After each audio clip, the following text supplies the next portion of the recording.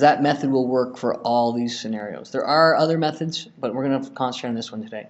So if I take a look at this particular equation here, I have W over 20 equal to 5 over W. If I was going to be adding these two equations and simplifying, my common denominator would be 20 times W. I just multiply those two together. And so what I'm going to do is I'm going to multiply 20 times W times both sides of this equation, or 20 equal to 20W times 5W. Okay, and when I do that, I'm going to multiply it in. I get 20W squared over 20 equal to 20W times 5. Oh, I know what that is. That's 100. That's 100W over W. Well, what I do know though is that W, or 20 over 20 here, that's just equal to 1. So I can cancel those out. W over W is also equal to 1, so I can cancel those out. And so I'm left with a new equation that says W squared equals 100. Now with quadratics, I'm always going to make things equal to 0 is going to be my technique. So I'm going to W minus 100 equals 0. Come over here. And then this is a perfect square scenario. So I'm going to go W minus 10 and W plus 10 equal to 0. And so W minus 10 is 0, or I know W plus 10 equals 0. So W equals 10, or W equals minus 10. And the one thing I got to consider, and I should say, is W down here, there's one value that W is not allowed to be. And because it's on the denominator, W I know is not allowed to be 0. And so here are my answers. There's 2 of them. And W wasn't 0. Neither of my answers was 0, so those are good. So to recap, multiply by the common denominator, cancel out all the 1s, set it equal to 0, factor, solve. Let's try that again for another one. Okay? You may at this point want to pause it and try it yourself, and then work it through after we're done. So here we go. We have 5c minus 4 equal to c minus 8 over c minus 3. Well, I know underneath this is a 1.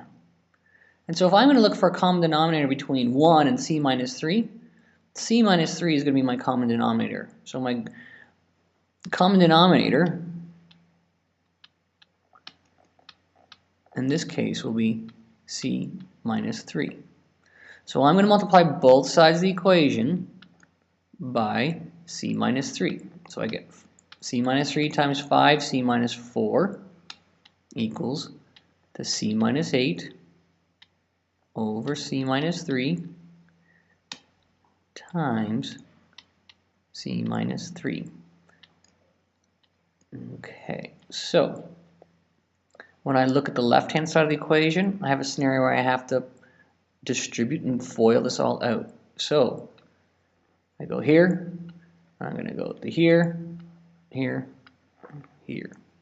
So I get 5c squared minus 4c minus 15c plus 12. And that's going to equal to, well, if I look at this side now, well, I can see that c minus 3 over c minus 3, this here is equal to 1. So I can cancel those factors out. And it has to be the whole factor. And because these factors are multiplied, I can cancel them. So I cancel those out. And on the right-hand side, I'm left with c minus 8. Again, I have to bring everything to one side of the equation. So 5c squared, I have minus 19c. Oh, 19c plus 12 equals to c minus 8 I'm going to subtract the c and add an 8. And so I have 5c squared minus 20c plus 20 equals 0. Oh, and so now I have a factor situation again to consider. But if I recognize I got a 5, a 20, and a 20, I can pull out a factor of 5. Hopefully that'll make it simpler. So I get c squared minus 4c plus 4 equals 0. And so now my options for this, I can try and factor, quadratic formula, and I could even graph it. If I do a quick look, I think this one factors quite easily. So I'm going to go for factoring. I go c, well, minus 2, and c minus 2 equals 0. And so, because minus 2 times minus 2 is positive 4, they add together to get negative c. So now I can say, well, 5 equals 0, or c minus 2 equals 0, or c minus 2 equals 0. Well, I know 5 equals 0. That is never true. We know that. Here I add 2 to both sides. Here I add 2 to both sides. And so they're the same value, and so c equals 2. I make sure I check up my original equation. I know that this is not allowed to be 3, so c cannot be 3. There's no conflict between my final answer and the c being 3, and so I can clearly say the answer in this case is c equal to 2. And that's enough for